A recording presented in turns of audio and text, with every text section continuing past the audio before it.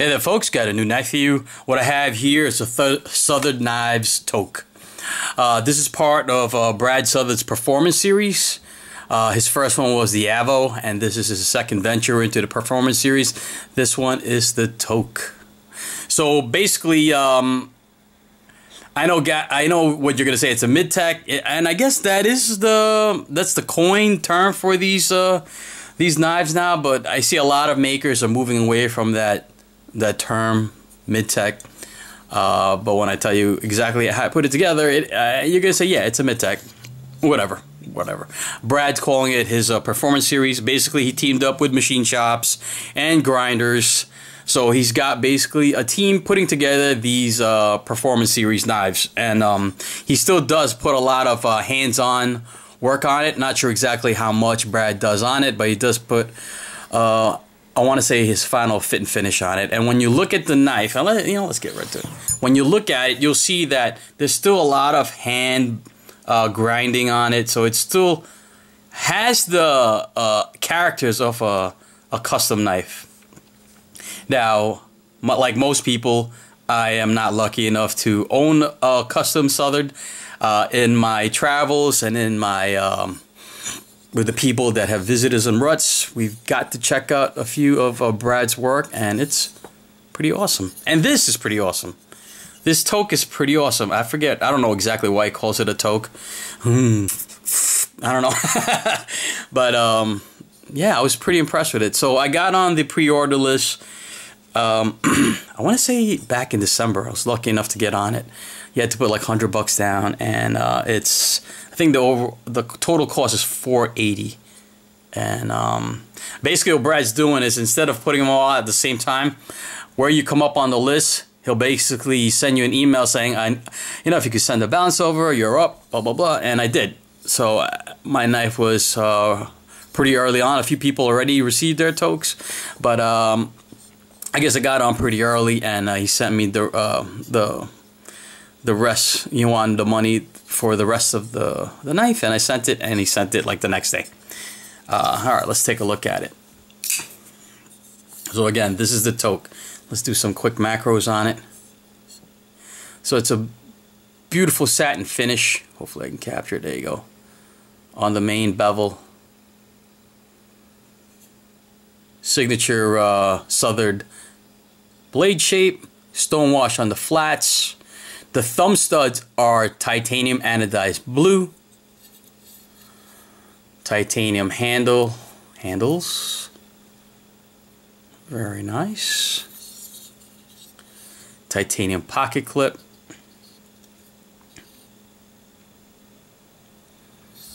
He's got a hinder or over travel stop there. That's also titanium, also anodized blue. And you get double thumb studs. What? That seems to be a premium lately. Getting double thumb studs. These are nice big thumb studs too. And you can deploy it with it if you want. Let's look at the flipper tab. Flipper tab is awesome. It's smaller. Jimping is exactly where it should be. So it's perfect for light switching. And it's also nice for push button deployment. Really well designed flipper. Love it. You guys gotta look at that. It's nice. Doesn't stick out too much. It's not obtrusive. It's nice. It's just a well-designed knife. Right? Now, the steel on it is CTS XHP Carpenter steel. So you know that's a very durable steel. I've seen a few makers coming up with their mid-techs, and again, Brad doesn't call it a mid-tech, but I see a few of them using the Carpenter steel, and they're moving away from the CPM 54. Now, from what I understand, from my friends have told me, the Carpenter steel is very difficult to grind, but it does hold an edge a long time. So I kind of appreciate that. And you can see like the grinding on it. It's a flat ground blade, and you can see that it's not machined. It's done by hand because it's not completely perfect, but beautiful regardless. This Brad's logo. Nice. I like the custom pivots on it. It is fairly light. It's 4.7 ounces, and you might be able to see that pockets have been milled out in the titanium. I like that.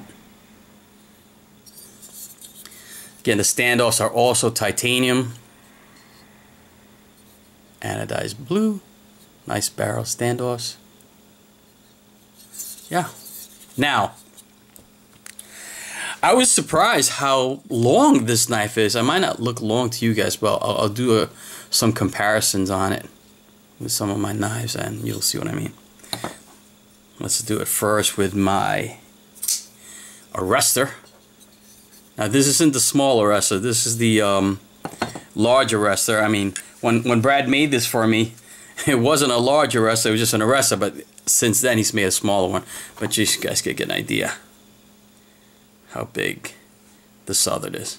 Yeah, it's a pretty long knife. Pretty long knife. Look at those grinds. Are you kidding me? Those are beautiful satin finishes. Alright, give you guys an idea. Show the lockup. Lockup is about 20%. Very nice. Alright, let's see what else I got. So you saw, this is the 228 Custom from Ramon Chavez. So you can see, yeah, I didn't think it was going to be that much bigger. I was actually, pleasantly surprised.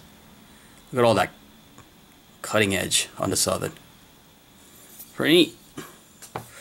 And the closest one to it is the Quebec by J. Kobach. This is the mid-tech. And you can see it's basically the same size.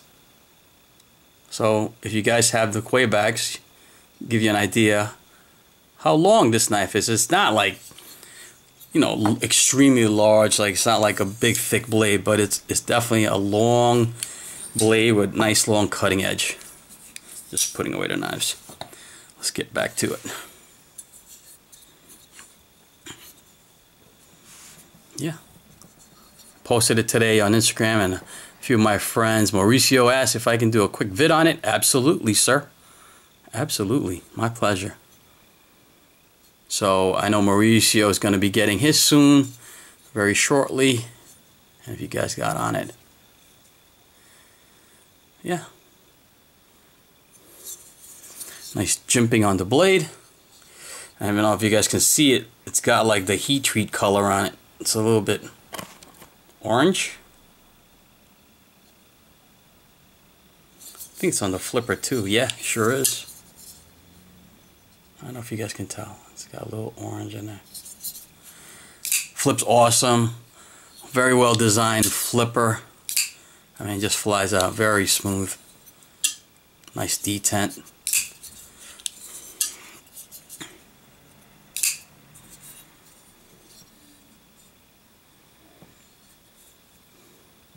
So it is on ball bearing pivot, a ball bearing pivots on it, and the detent ball ceramic. That's a nice little feature. From what I understand, the ceramic detent ball doesn't cost much more than a steel detent ball, so I think that's nice that more and more makers are putting that ceramic detent ball in it. It's an added feature. I've talked to a few knife makers who said it doesn't really cost that much, but you know what? When knife collectors hear it's on a ceramic ball detent, they're like, wow, that's a nice little extra, huh? Nice. So this is probably the most high quality, not custom knife I've had recently. In ceramic detent ball, titanium hinder over travel stock, titanium barrel spacers, titanium thumb studs, good steel on it, right? CTS XHP Carpenter steel. Pretty good, pretty reasonable. So if you're lucky enough to get on it, you'll be getting yours soon.